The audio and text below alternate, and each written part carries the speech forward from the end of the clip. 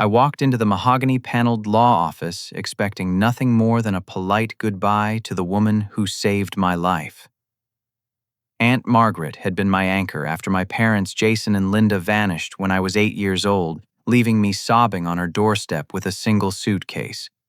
Now she was gone, and I figured her will reading was just a formality.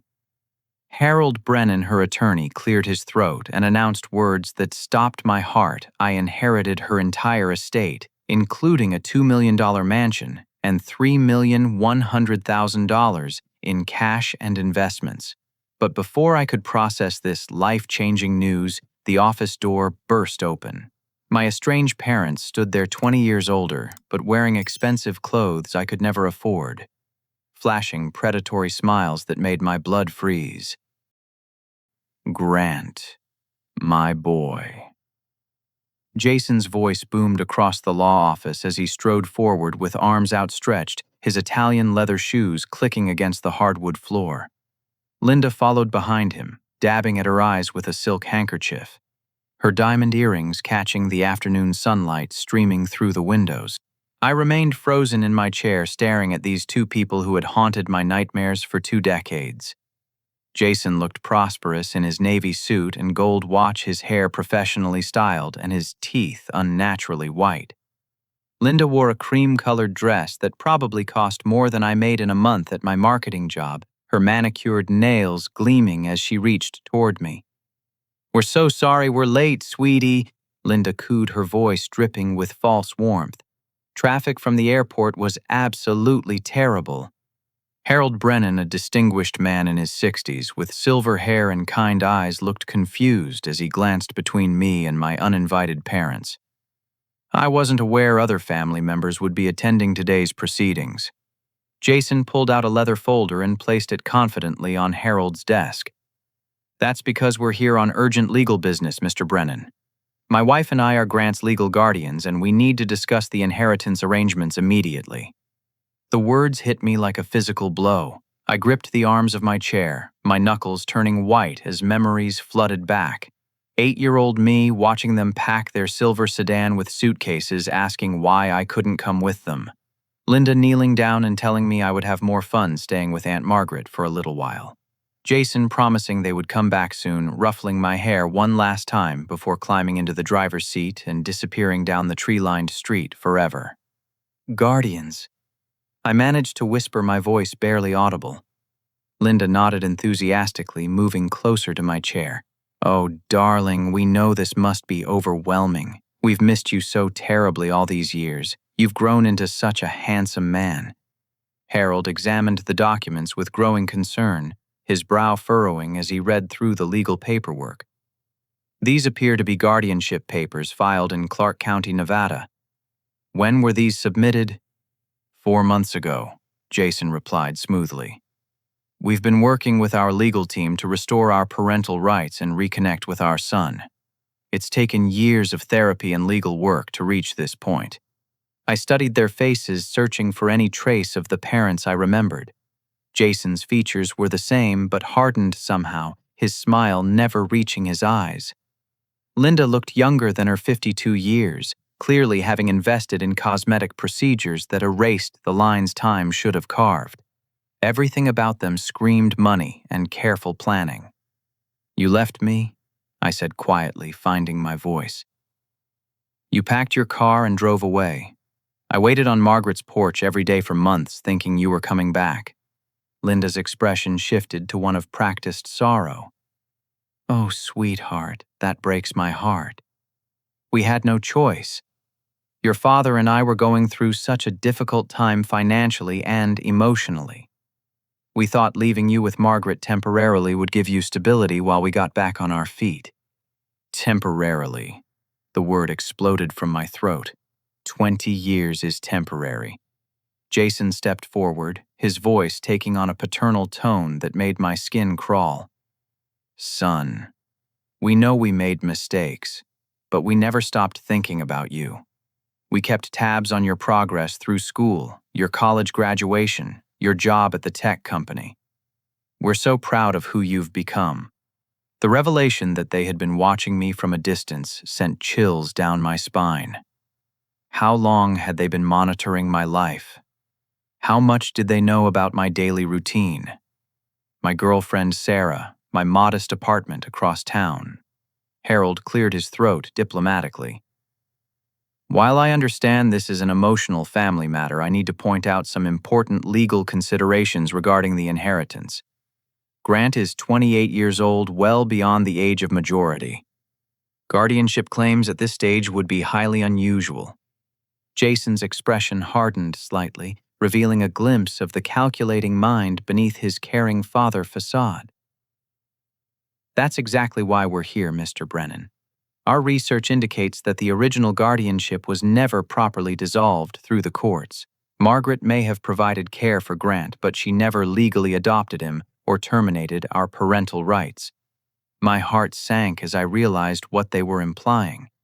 If their claim held any legal weight, they might be able to challenge my inheritance or at least tie it up in court for years. I thought about my student loan payments, my rent, the engagement ring I had been saving money to buy for Sarah. The inheritance represented not just financial security, but freedom from the paycheck-to-paycheck existence that had defined my adult life. Furthermore, Linda added, producing another document from her purse.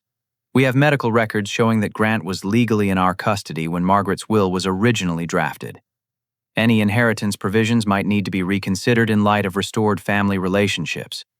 Harold's jaw tightened as he reviewed the additional paperwork. I could see him calculating legal strategies and potential complications. The afternoon that had started with life-changing good news was rapidly becoming a nightmare scenario where my past and present collided in the worst possible way. I think we need to schedule a formal meeting with all parties present, Harold said carefully. There are significant legal questions that need to be addressed before any distribution of assets can proceed. Jason and Linda exchanged a look that lasted just a fraction of a second. But I caught it.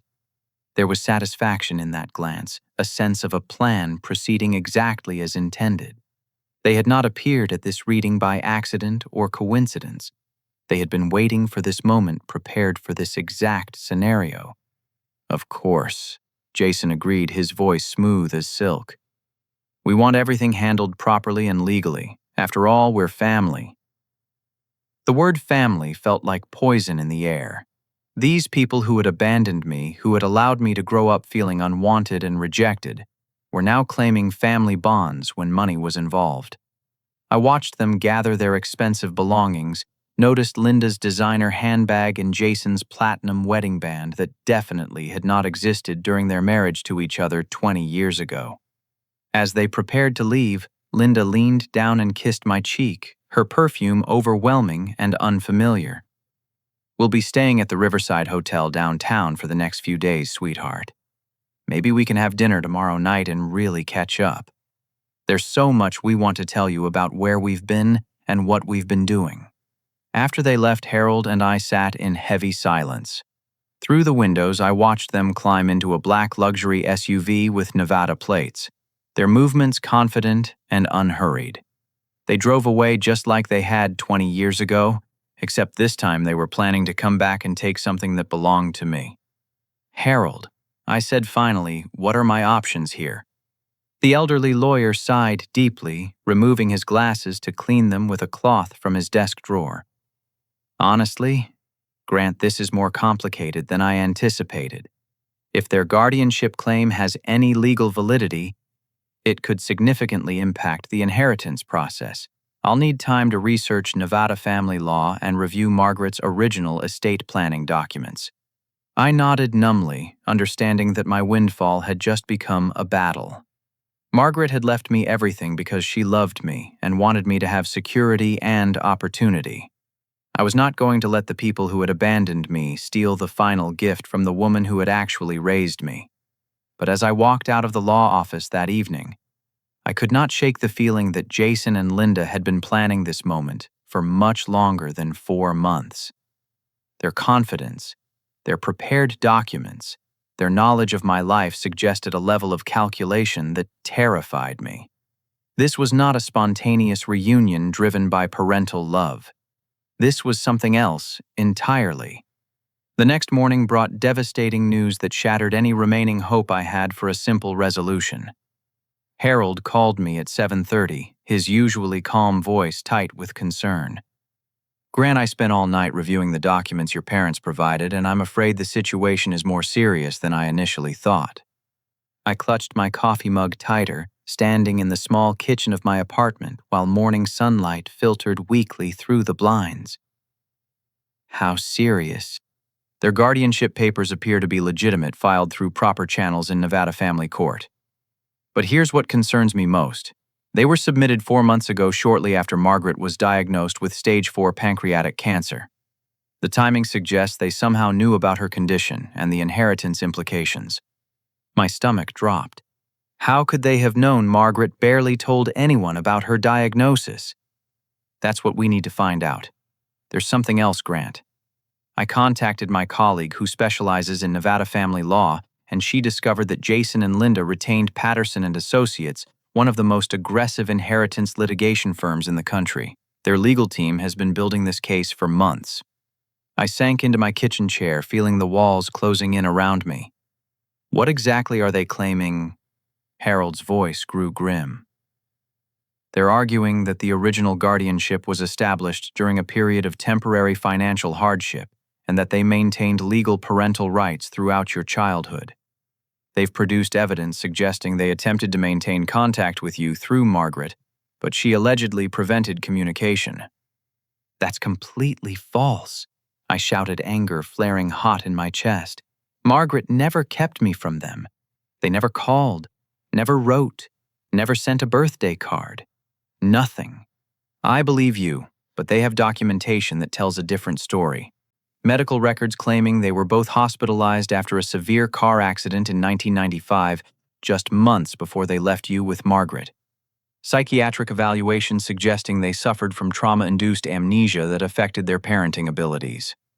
Financial records showing they were declared bankrupt and unable to provide adequate care. I felt sick as I realized the elaborate nature of their deception. Harold, none of that happened. I remember the day they left.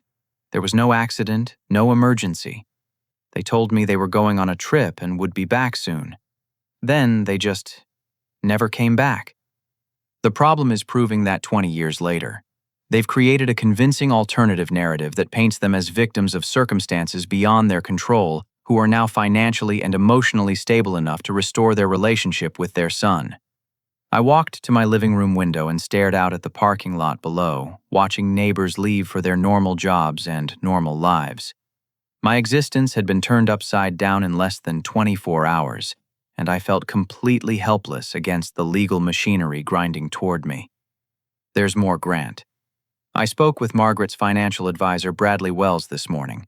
He admitted that Jason contacted him 6 months ago, claiming to be your father, and expressing concern about Margaret's health.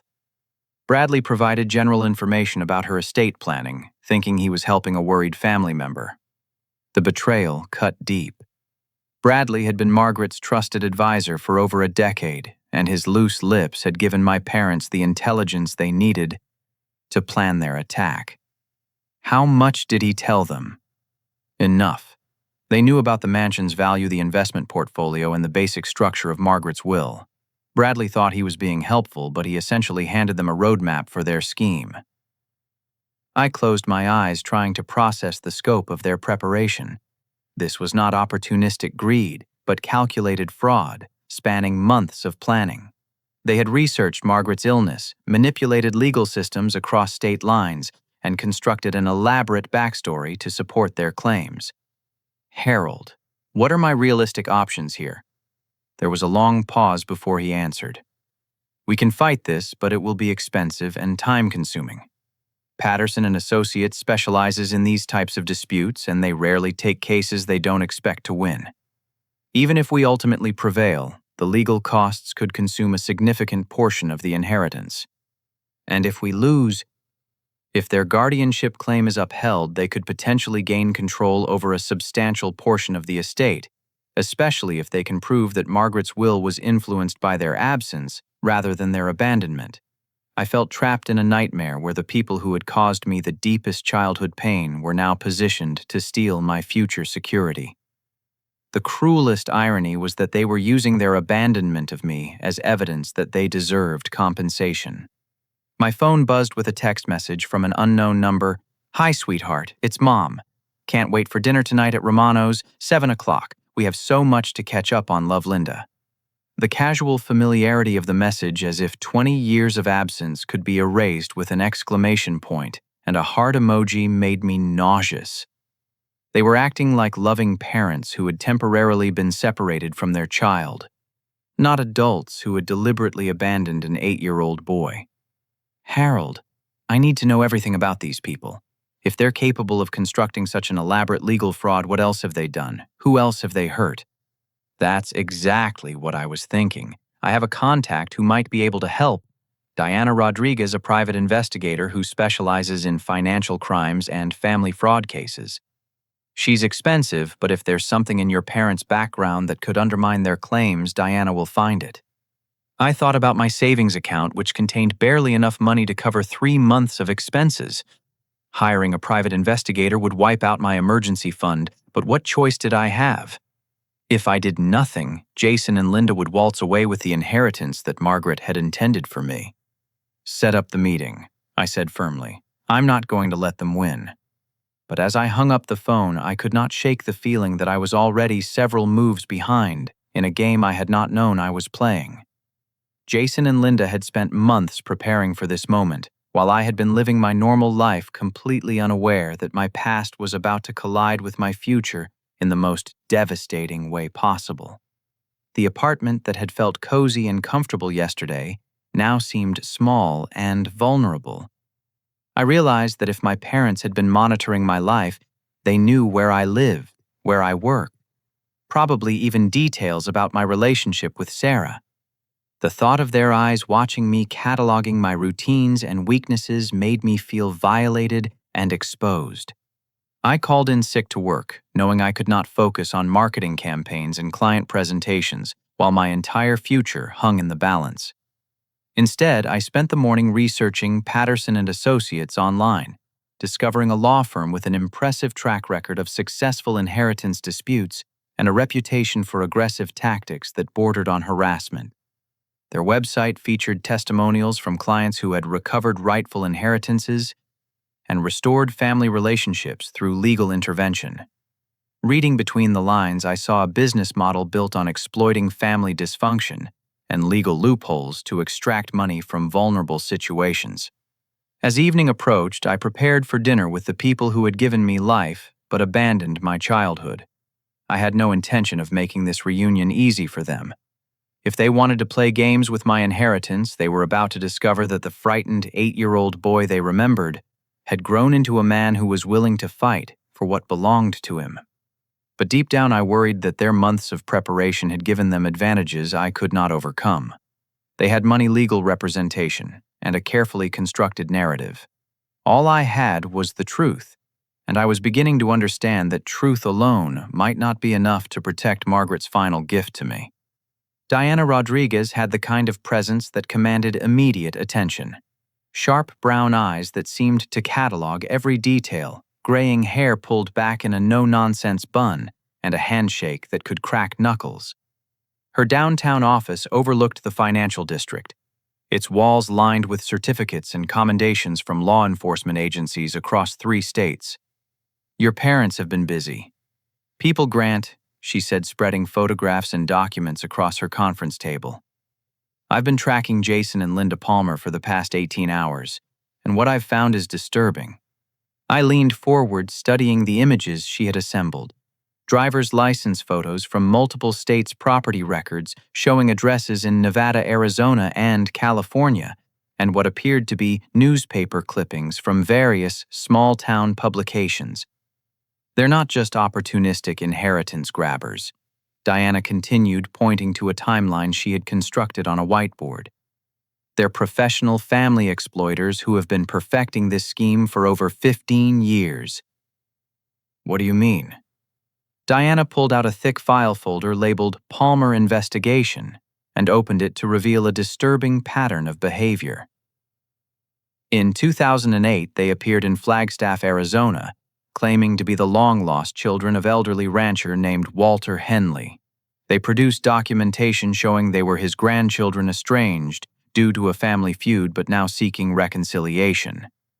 Walter was lonely wealthy and had no other known relatives. She showed me a newspaper obituary with a photo of a kind-faced man in his 70s.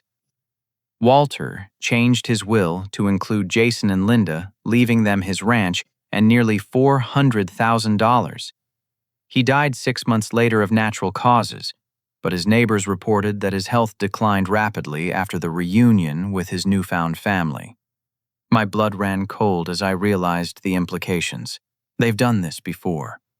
Multiple times. In 2011, they convinced an elderly woman in Bakersfield, California, that Linda was her deceased daughter's child, given up for adoption decades earlier. The woman, Margaret Santos, left them her house and $60,000 in savings. Diana's voice carried a mix of professional detachment and personal disgust. She died alone in a nursing home while Jason and Linda sold her property and disappeared. I stared at the evidence, feeling sick. How many people have they hurt? That I can prove at least 6 victims over 15 years with total theft approaching $800,000. But Grant, here's what makes your situation different. They didn't just randomly target your Aunt Margaret. They specifically chose her because of you. Diana produced a surveillance photo showing Jason sitting in a coffee shop across from Margaret's bank, clearly watching the building. The timestamp showed it was taken 8 months ago, shortly after Margaret's cancer diagnosis became known to her medical team. They researched Margaret's wealth, her family situation, and your relationship with her. They discovered she was childless, unmarried, and had essentially raised you after your biological parents abandoned you. To them, you represented the perfect legal vulnerability, a potential heir they could claim rights over through biological connection. The calculated nature of their targeting made me feel violated in a way I had not experienced since childhood. They studied us like prey. Exactly. But here's where they made their first mistake. Diana smiled grimly and produced another set of documents. They used the same legal firm, Patterson and Associates, for multiple inheritance claims. I've been tracking that firm's cases for 3 years as part of a broader investigation into inheritance fraud rings. She showed me case files from the other victims, each following a similar pattern: estranged family members appearing with carefully crafted legal documentation, emotional manipulation of elderly targets, and quick disappearances after successful inheritance claims. Patterson and Associates specializes in what the legal community calls gray area family exploitation. They operate within technical legal boundaries but use ethically questionable tactics to extract money from vulnerable families. Your parents are their star clients. I felt a spark of hope for the first time since this nightmare began. Does that give us leverage? It gives us a starting point. But Grant, I need you to understand something important. Your parents are not the masterminds of this operation. They're skilled operators, but they're working for someone else. Someone who identifies targets, researches family dynamics, and provides the legal framework for these schemes. Diana turned to a section of her whiteboard covered with photographs and connecting lines that looked like a detective movie conspiracy board. There's a network of inheritance fraud operators working across multiple states.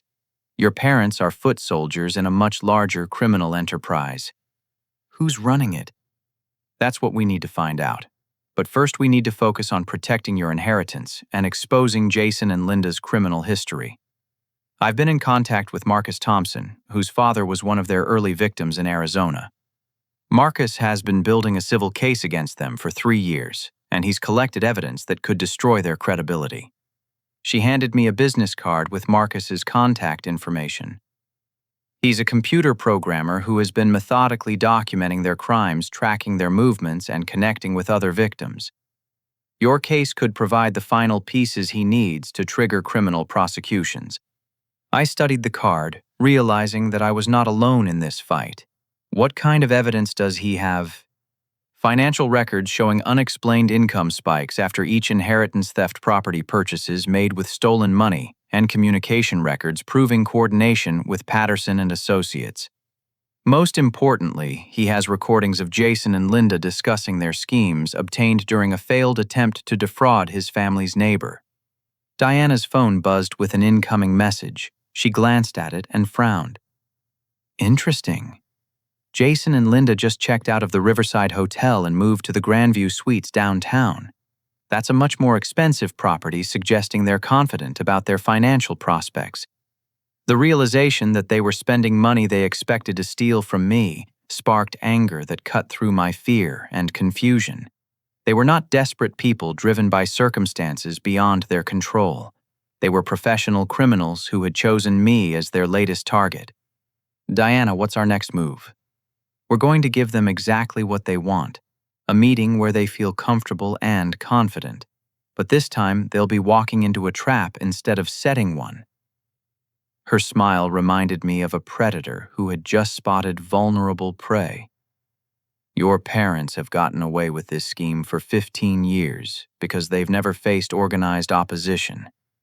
That's about to change. She gathered her documents and locked them in a secure filing cabinet. I'm going to arrange a conference call with Marcus Thompson and an attorney named Amanda Foster, who specializes in inheritance protection and criminal fraud cases.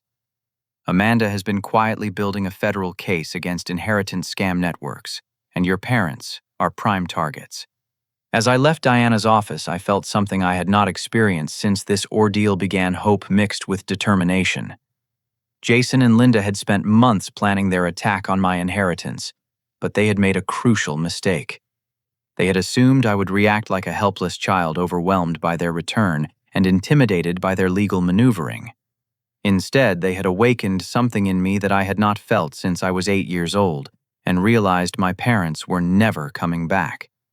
Back then, I had been too young to fight for myself. Now I had the resources, allies, and motivation to make them pay for every family they had destroyed. But as I drove home through the evening traffic, I could not shake the feeling that this was only the beginning.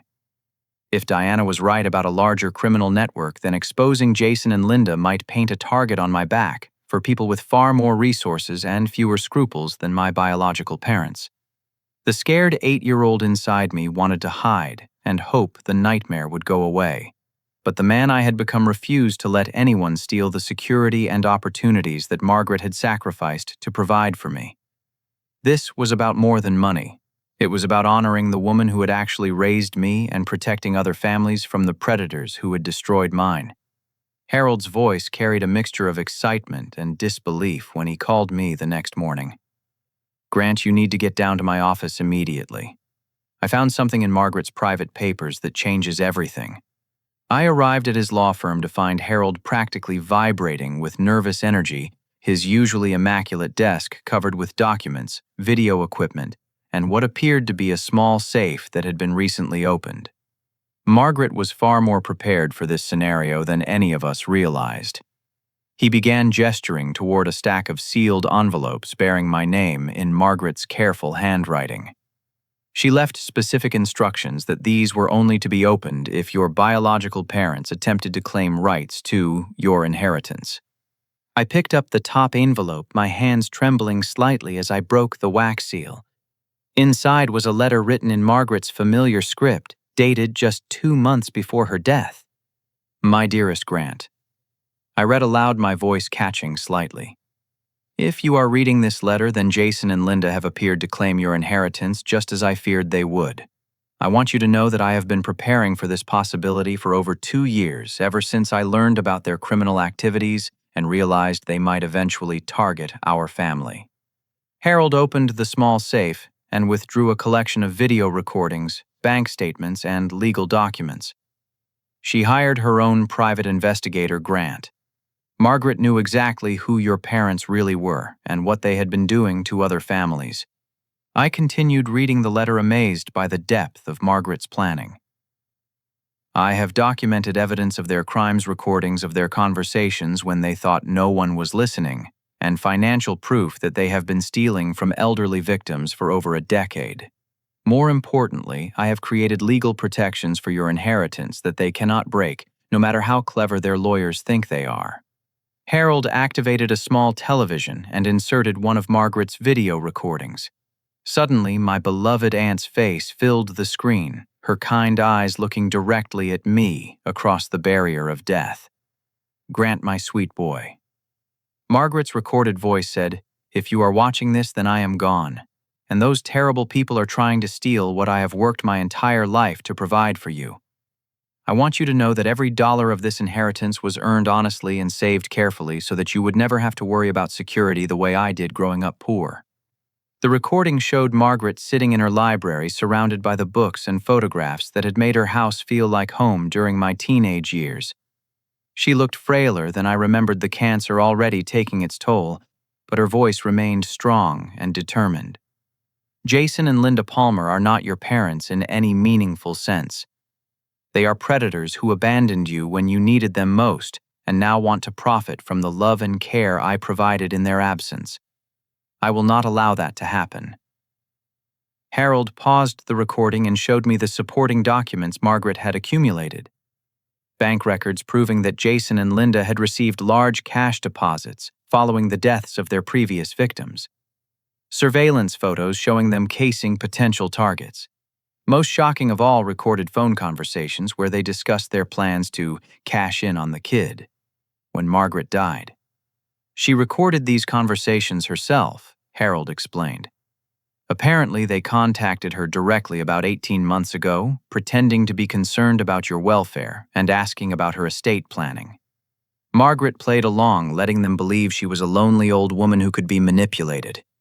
I stared at transcripts of the conversations, reading Jason's words that inheritance should rightfully come to us as Grant's biological parents.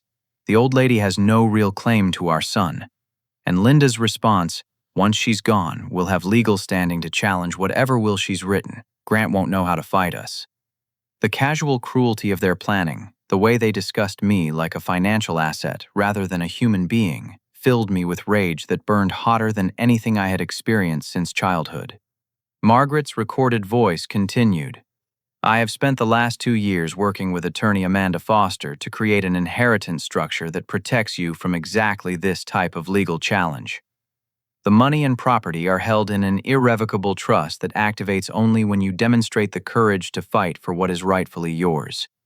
Harold smiled grimly and produced a complex legal document. "It's brilliant, Grant. Margaret didn't just leave you an inheritance, she left you a weapon. But the trust only releases the full assets when you actively pursue justice against your parents' criminal activities.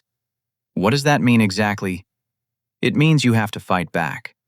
Margaret wanted to ensure that you would develop the strength and courage to protect yourself from future threats, not just accept this attack passively. The trust provides funding for legal fees, private investigators, and any other resources you need to expose their crimes and protect other families." I felt a surge of love and gratitude for the woman who had continued protecting me even after death. Margaret had not just given me financial security, she had given me the tools and motivation to become the kind of person who would stand up against injustice. Harold's phone rang and he answered with a broad smile. "Amanda Foster, perfect timing. Grant is here and we've just reviewed Margaret's materials." He put the call on speaker and a confident female voice filled the room. "Grant, I'm Amanda Foster, and I've been working with your aunt for 2 years to prepare for exactly this situation. I specialize in inheritance protection and criminal fraud prosecution, and I'm ready to help you destroy your parents' scheme." Amanda has been building a federal case against inheritance fraud networks, Harold explained. Margaret's evidence provides crucial documentation that could trigger criminal charges across multiple states. Amanda's voice carried the authority of someone accustomed to winning difficult battles. "Grant, I need you to understand that we're not just defending your inheritance.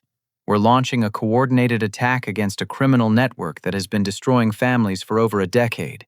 Your parents made a fatal error when they targeted Margaret because she was prepared for them in ways they never anticipated. I thought about Diana Rodriguez's investigation, Marcus Thompson's evidence, and now Margaret's secret preparation. It sounds like we have enough evidence to stop them." "We have enough evidence to destroy them," Amanda corrected. "But Grant, you need to be prepared for what's coming. Once we activate this legal strategy, there's no going back.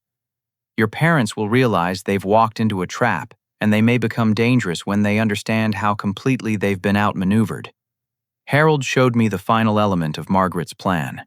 A bank account containing $500,000 specifically designated for legal expenses and victim compensation. She wanted to ensure that other families who were hurt by Jason and Linda would receive justice and restitution. I looked around the room at the evidence of Margaret's love and foresight, feeling overwhelmed by the depth of her sacrifice. She had spent her final years not just battling cancer, but building a fortress of legal protection around me, and weapons to strike back at the people who had caused me so much pain. Amanda, what's our first move? We're going to arrange a meeting where your parents think they're negotiating the terms of their inheritance claim. Instead, they'll be walking into a coordinated law enforcement operation involving federal prosecutors, state investigators, and civil attorneys representing all their previous victims. The thought of Jason and Linda's confident smiles disappearing when they realized they had been outplayed filled me with satisfaction. They had spent months preparing to victimize me, never suspecting that Margaret had been preparing for them even longer. But as we began planning our counterattack, I realized that this battle was about more than recovering my inheritance. Margaret had given me the opportunity to honor her memory by protecting other families from the predators who had destroyed mine. This was my chance to transform the pain of abandonment into something meaningful and protective. For the first time since my parents had walked into Harold's office, I felt truly confident about the future. They had chosen the wrong target, underestimated the wrong woman, and awakened the wrong man. Margaret's final gift was not just money. It was the chance to become someone who fought for justice rather than accepted injustice. The scared 8-year-old inside me was about to get the vindication he had been waiting 20 years to receive. Amanda Foster's downtown office buzzed with activity that reminded me of a military command center. Federal prosecutor William Chen reviewed evidence files while state investigator Sarah Martinez coordinated with local police departments across 4 states. Marcus Thompson sat at a computer terminal cross-referencing financial records with property purchases, while Diana Rodriguez briefed a team of victim advocates who had flown in from Arizona and California. Ladies and gentlemen, Amanda announced Operation Family Values launches in 48 hours. I stood before a wall-mounted timeline that chronicled Jason and Linda's crimes dating back to 2005. Photographs of their victims, elderly men and women who had died alone after being exploited by people they trusted, served as silent reminders of why this mission mattered beyond my personal inheritance. Grant. William Chen said, "I need you to understand the scope of what we're attempting here. Your parents have committed federal crimes involving interstate fraud, elder abuse, identity theft, and conspiracy to commit wire fraud. If we execute this operation successfully, they're looking at 30 to 40 years in federal prison." The weight of that statement settled over me like a blanket. 20 years ago, I would have given anything to have my parents back. Now, I was actively working to send them to prison for the rest of their natural lives. They made that choice themselves, Amanda said, reading my expression. Every victim they targeted, every family they destroyed, every elderly person they manipulated, those were conscious decisions to profit from human suffering. Diana Rodriguez joined our group carrying a thick folder of surveillance photographs. I have excellent news. Jason and Linda just made their biggest mistake yet. They contacted Patterson and Associates yesterday, demanding an emergency meeting to accelerate the inheritance claim. But here's the beautiful part. Patterson is about to abandon them. What do you mean? I asked. Law firms have professional liability insurance and ethical obligations that supersede client loyalty. When Amanda provided Patterson with evidence of Jason and Linda's criminal history, the firm realized they were representing known criminals in a fraudulent claim. They're withdrawing representation to avoid disbarment and criminal conspiracy charges. William Chen smiled like a shark scenting blood. Which means your parents will be flying blind into our trap with no legal protection and no idea how much evidence we've accumulated against them. Marcus Thompson looked up from his computer screen, his face grim with satisfaction. I just finished documenting their spending patterns over the past 6 months. They've been living off credit advances and high-interest loans, clearly expecting the inheritance money to pay off their debts. If they don't get your money grant, they're facing personal bankruptcy and possible loan default prosecutions. The irony was perfect. Jason and Linda had borrowed against future theft, putting themselves in financial jeopardy that would be exposed when their scheme collapsed. They had gambled everything on victimizing me, and that gamble was about to destroy them. "Here's how tomorrow's meeting will work," Amanda explained, spreading blueprints of the downtown hotel conference room across her desk. "Jason and Linda think they're attending a settlement negotiation with you and Harold. They have no idea that federal agents will be positioned throughout the building, recording every word and monitoring all exits." She showed me a small wireless microphone that would be concealed under my shirt. "You'll wear this device and guide the conversation toward their criminal admissions. Ask them about their other inheritance claims, their relationship with Patterson and Associates, how they learned about Margaret's diagnosis." Diana handed me a psychological profile of my parents that read like a criminal manual. They're narcissistic manipulators who believe they're smarter than everyone around them. Their arrogance will make them overconfident about their legal position, and they'll likely brag about previous successful schemes. I studied the profile, recognizing behavioral patterns I remembered from childhood. Jason's need to be perceived as intelligent and successful. Linda's talent for emotional manipulation and fake tears. Their shared belief that rules applied to other people, but not to them. "What if they become suspicious?" I asked. "They won't," William Chen assured me. "From their perspective, you're a small-town marketing manager with no legal experience or family support. They expect you to be overwhelmed and intimidated, probably willing to accept a compromise that gives them a substantial portion of the inheritance." Marcus showed me video recordings from their previous victim encounters. In each case, Jason and Linda displayed the same pattern of false warmth, followed by subtle threats, emotional manipulation, designed to make their targets feel guilty for questioning their claims. "Watch how they operate," Marcus said, pointing to a recording where they convinced an elderly man to change his will. "They create artificial urgency, claiming that legal complications might prevent future contact with their long-lost family member. They make their targets feel responsible for healing imaginary wounds." I realized they would probably use similar tactics with me, playing on my childhood abandonment issues and desire for parental acceptance. Except this time, I would be prepared for their manipulation instead of vulnerable to it. "Amanda, what happens after we get their confessions on tape?" "Federal agents arrest them immediately on multiple charges. State prosecutors in Arizona and California file additional charges related to their previous victims. Civil attorneys file lawsuits seeking restitution for all damaged families. Their assets get frozen pending criminal trial, and they spend the next several years in federal detention awaiting prosecution." The comprehensive nature of the legal assault pleased me immensely. Jason and Linda had spent years perfecting their criminal schemes, but they had never faced organized opposition with federal resources and unlimited motivation. Sarah Martinez briefed me on witness protection protocols, since exposing a criminal network might create safety concerns.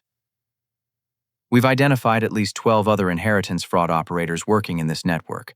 Some of them have connections to organized crime families who don't appreciate federal scrutiny of their money laundering operations." That sobered me quickly. I had been thinking about this as a personal family dispute, but Diana's investigation suggested I was confronting professional criminals with potentially violent associates. "Grant," Amanda said seriously, "once we trigger this operation, there's no going back to your normal life. You'll be a key witness in multiple federal prosecutions, and that comes with certain risks and responsibilities." I looked around the room at the people who had assembled to fight for justice on behalf of families like mine. Margaret's love had not just protected my inheritance, it had connected me with a network of professionals dedicated to stopping predators who exploited family relationships for profit. 20 years ago, I was an 8-year-old boy who couldn't protect himself from abandonment, I said. Now I have the chance to protect other families from these same predators. I'm not going to waste that opportunity. Amanda nodded approvingly. Then let's make sure Jason and Linda Palmer never hurt another family again. As the meeting concluded and everyone dispersed to their final preparations, I felt a strange mixture of anticipation and peace. Tomorrow would bring either vindication or disaster, but either way, I would finally have answers to questions that had haunted me since childhood. Margaret's final gift was not just financial security, but the chance to transform my personal pain into protection for others. I was about to discover whether the scared 8-year-old inside me had grown into a man capable of fighting for what was right, no matter how dangerous or difficult that fight might become. The next morning would determine whether I was Margaret's worthy heir or just another victim of people who specialized in destroying families for profit. The Grandview Hotel conference room felt like a stage set for the final act of a complex drama. I sat across from Jason and Linda at a polished mahogany table, their confident smiles unchanged since yesterday, while Harold shuffled through papers with practiced nervousness. Neither of my parents suspected that federal agents occupied adjoining rooms, recording equipment captured every word, and prosecutors waited in the hotel lobby for our signal. "Son, we're so glad you agreed to this meeting." Jason began, his voice warm with false paternal affection. "We know this inheritance situation has been overwhelming for you, but we want to work out something fair for everyone." Linda nodded enthusiastically, her designer jewelry catching the afternoon sunlight streaming through floor-to-ceiling windows. "We've been thinking about this all night, sweetheart. Maybe we could split everything 3 ways. You keep a third, and Jason and I take the rest to help other families we've been supporting over the years." I felt the wire recorder against my chest and remembered Amanda's coaching about guiding them toward criminal admissions. Other families. "What kind of families have you been helping?" Jason's chest puffed with pride, his ego responding predictably to my apparent interest. "Well, there was the Henderson family in Arizona. Elderly gentleman named Walter who had lost touch with his grandchildren. We helped reunite that family and ensure his legacy was properly managed after he passed. And sweet Margaret Santos in California," Linda added, dabbing at her eyes with a tissue. "Poor woman thought she had no family left in the world. We were able to prove our connection to her and give her comfort in her final months." I kept my expression neutral while internally marveling at their ability to describe theft and manipulation as charitable work. "How did you find these families? That seems like quite a coincidence." "Oh, it's not coincidental at all," Jason said, leaning forward conspiratorially. "We work with professionals who specialize in family reunification services.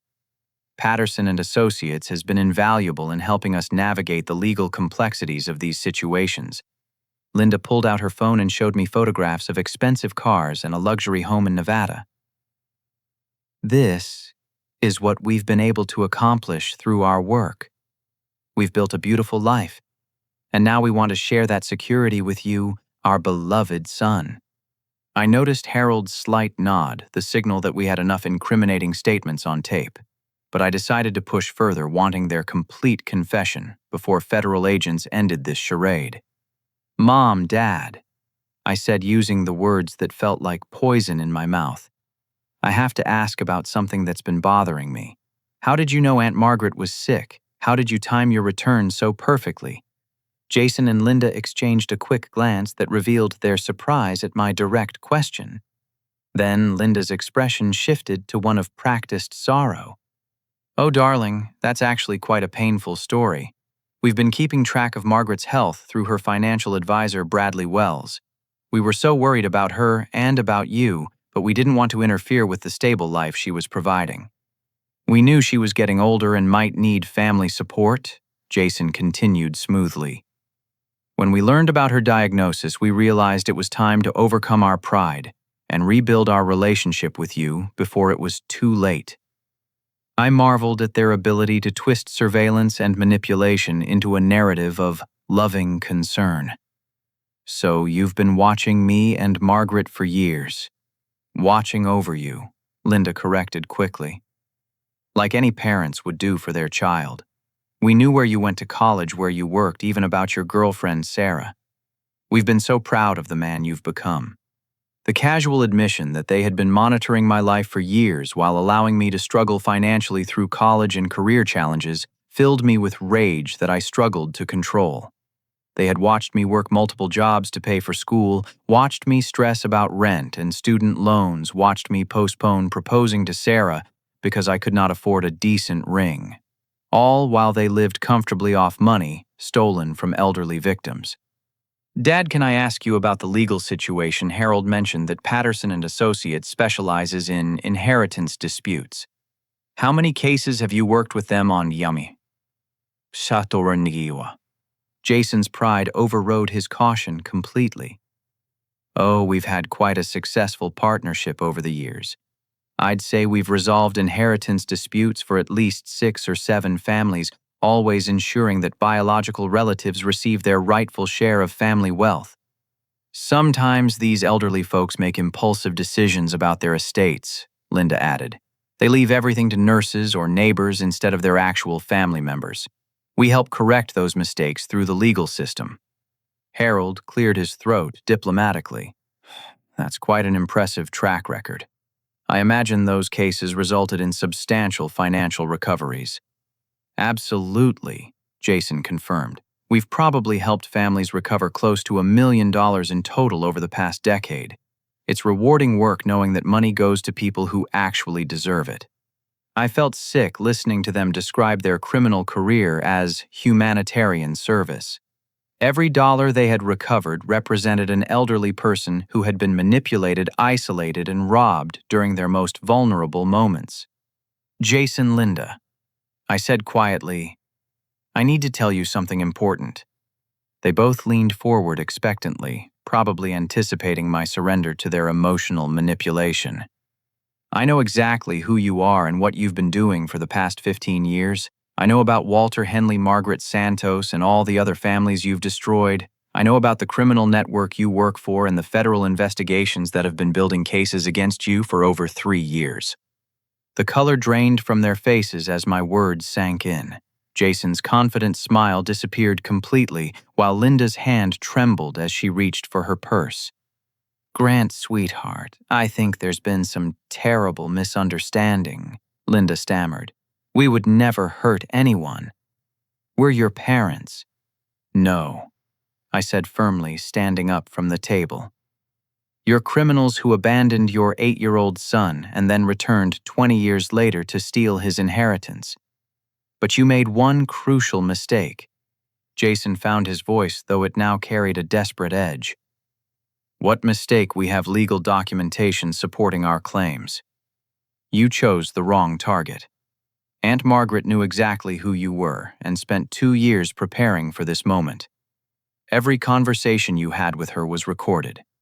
Every financial transaction you made was documented.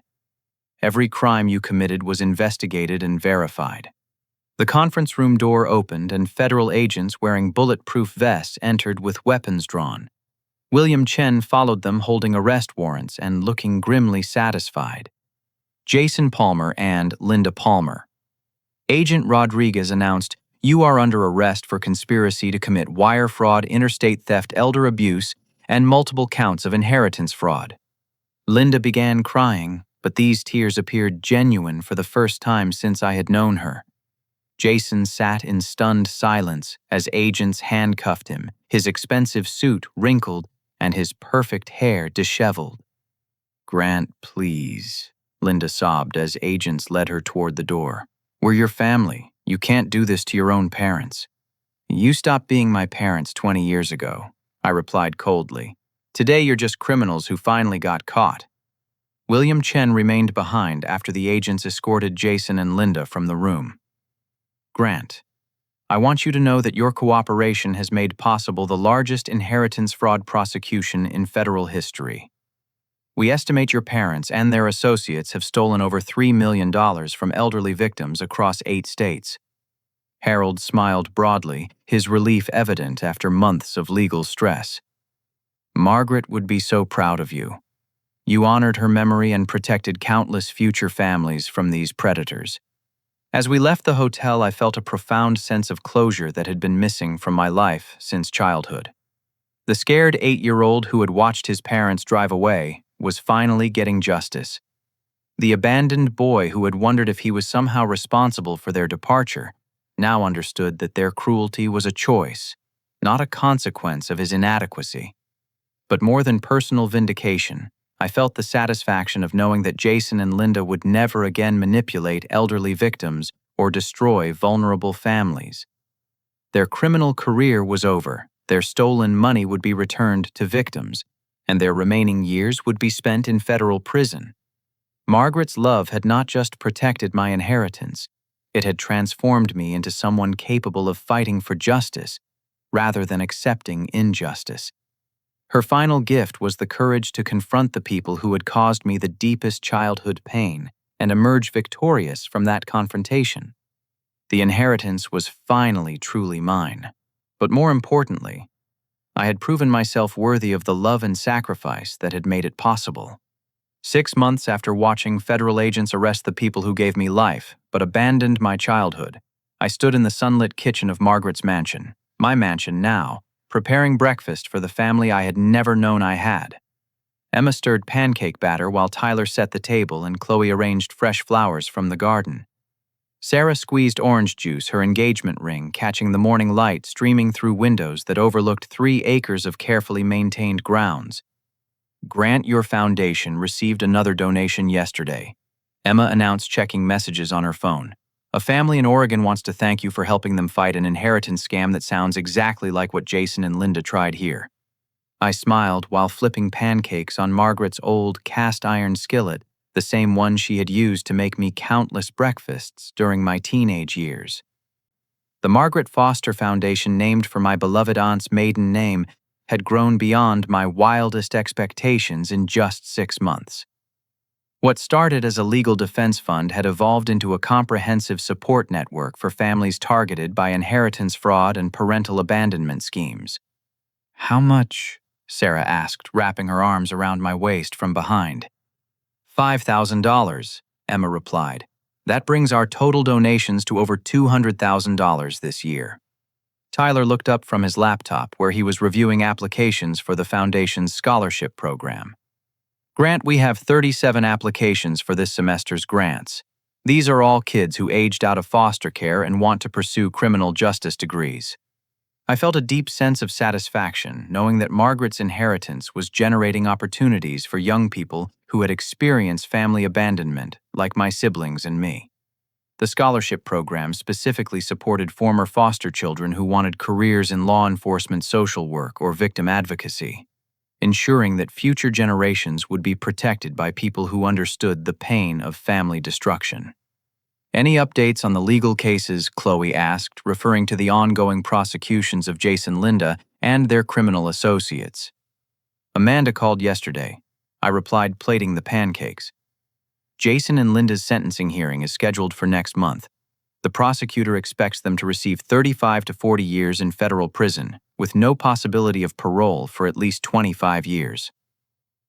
The justice felt complete, but not satisfying in the way I had expected. Watching my biological parents led away in handcuffs had not healed my childhood wounds or answered lingering questions about my self-worth. But building relationships with Emma, Tyler, and Chloe had provided something more valuable than revenge: the understanding that family is defined by love and support rather than genetics or legal documentation. "What about the other victims?" Sarah inquired, settling beside me at the breakfast table that had once seated only Margaret and me during lonely holiday dinners. "Patterson and Associates agreed to pay $800,000 in restitution to families who were defrauded over the past decade," I explained. Marcus Thompson's father's estate received full compensation, plus damages for emotional distress. Every elderly victim or their surviving families got their money back, plus interest. Emma, now 23 and working full-time at the foundation, had become the sister I never knew I needed. Her social work background helped her connect with families experiencing trauma, while her natural empathy made her perfect for counseling fraud victims. The criminal network is completely dismantled. Federal prosecutors identified 14 other operators who were indicted on related charges. Tyler, 19, and studying criminal justice with foundation scholarship support, showed me an article on his laptop screen. The FBI estimates that inheritance fraud schemes like theirs steal over $50 million annually from elderly Americans. Your case provided the evidence they needed to launch nationwide investigations. I thought about Margaret's foresight in creating legal mechanisms that forced me to fight actively for justice, rather than passively accepting my inheritance. She had understood that the money alone would not heal my abandonment trauma. I needed to prove to myself that I could confront the people who had hurt me and emerge victorious from that confrontation. "Chloe, how are things with your foster family?" I asked, turning to my youngest sibling, who was now 16, and living with a wonderful family 40 minutes away, but spending most weekends at the mansion. "Really good," she replied shyly. "They're actually talking about adopting me officially, but I told them I want to keep coming here for family dinners and holidays. This is your home for as long as you want it to be," I assured her, meaning every word. The mansion that had felt too large and empty for just Margaret and me now buzzed with the conversations and laughter of people who genuinely cared about each other. Sarah showed me the wedding planning notebook she had been working on during quiet evenings. "I've been thinking about our ceremony, Grant. Would you want to have it here in Margaret's garden? It seems like the perfect way to honor her memory while celebrating our future." The suggestion moved me deeply.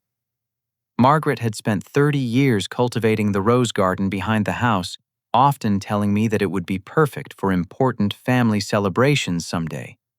Having my wedding there would connect my future happiness with the love and sacrifice that had made it possible. "She would love that," I agreed, kissing Sarah's forehead. "And Emma, Tyler, and Chloe can be our wedding party. We'll finally have the family celebration Margaret always dreamed about." Emma beamed at the suggestion while Tyler pretended to grumble about wearing a tuxedo. Chloe clapped her hands excitedly, already planning flower arrangements and reception decorations. After breakfast, I retreated to Margaret's library, which I had converted into a memorial workspace where I handled foundation business, surrounded by her books and photographs. The walls displayed images of Margaret throughout her life, but my favorites were the candid shots of us together. Her teaching me to drive, celebrating my high school graduation, hugging me before I left for college. Harold stopped by that afternoon to finalize the last legal details of the inheritance settlement. Margaret's estate planning was the most comprehensive I've ever encountered. He admitted organizing documents in his briefcase. She anticipated every possible challenge and created solutions for problems that hadn't even occurred yet. "Do you think she knew how everything would turn out?" I asked, studying a photograph of Margaret and me building a snowman during my first winter at her house. "I think she knew you," Harold replied thoughtfully. "She understood that you had the strength and integrity to use her gift responsibly, and she created circumstances that would help you discover those qualities in yourself." That evening, I visited Margaret's grave for the first time since the arrest of Jason and Linda. The headstone was simple granite, engraved with her name dates and the phrase, "Beloved Aunt and Mother," words that captured her role in my life more accurately than any biological designation could. "We did it." "Margaret," I said quietly, placing fresh roses on her grave. "Jason and Linda will never hurt another family. The foundation is helping kids like Emma, Tyler, Chloe, and me. Sarah and I are getting married in your garden this fall. You would be so proud of the family we've built." I spent an hour telling her about the siblings I had found, the wedding we were planning, and the families we were helping through the foundation. The conversation felt natural and comforting, as if she were sitting beside me, listening to updates about her grandchildren. Walking back to my car, I reflected on the journey that had brought me from abandoned child to foundation director, from isolated individual to family patriarch, from victim to protector of other families. Margaret's inheritance had provided financial security, but more importantly, it had given me the courage to confront my past and build a meaningful future. My phone buzzed with a message from Diana Rodriguez. "Grant thought you should know. Federal investigators used evidence from your parents' case to break up inheritance fraud rings in 6 additional states. Your courage to fight back has protected hundreds of families who will never know your name, but owe you their financial security." Reading that message, I understood the true scope of Margaret's final gift. She had not just protected my inheritance, she had empowered me to become someone who fought injustice rather than accepted it. Her love had transformed my childhood abandonment into adult purpose, my personal pain into protection for others. As I drove home to the mansion that now housed the family I had built through choice rather than accident, I realized that the scared 8-year-old boy who had watched his parents drive away had finally grown into a man worthy of the love and sacrifice that Margaret had provided. Her inheritance was not measured in dollars, but in the lives we had changed and the justice we had delivered. The greatest gift she had given me was not financial security, but the understanding that family is created through love, loyalty, and shared commitment to protecting each other from the cruelties of the world. Jason and Linda had taught me what family was not: biology without love, obligation without care, presence without protection. Margaret, Emma, Tyler, Chloe, and Sarah had shown me what family could be: chosen connections built on genuine affection and mutual support. Tonight I would fall asleep in the house where Margaret had raised me, surrounded by the people who truly loved me, secure in the knowledge that her final gift had transformed my life in ways she could never have imagined. The inheritance was finally completely and forever mine, not because I had legal documents proving ownership, but because I had earned it through the courage to fight for justice and the wisdom to use that victory to protect other families. Tomorrow, the foundation would help another family targeted by inheritance fraud. Next month, Tyler would start his sophomore year studying criminal justice. This fall, Sarah and I would exchange vows in Margaret's garden. Next year, Emma and I would expand the foundation's scholarship program to serve even more abandoned children seeking education and purpose. The life Margaret had sacrificed to provide for me was finally being lived to its fullest potential, surrounded by love, guided by purpose, and dedicated to ensuring that other families would never experience the pain that had brought us all together. Have you ever had to fight for something that was rightfully yours against people who tried to manipulate your emotions to get what they wanted? Share your story in the comments below.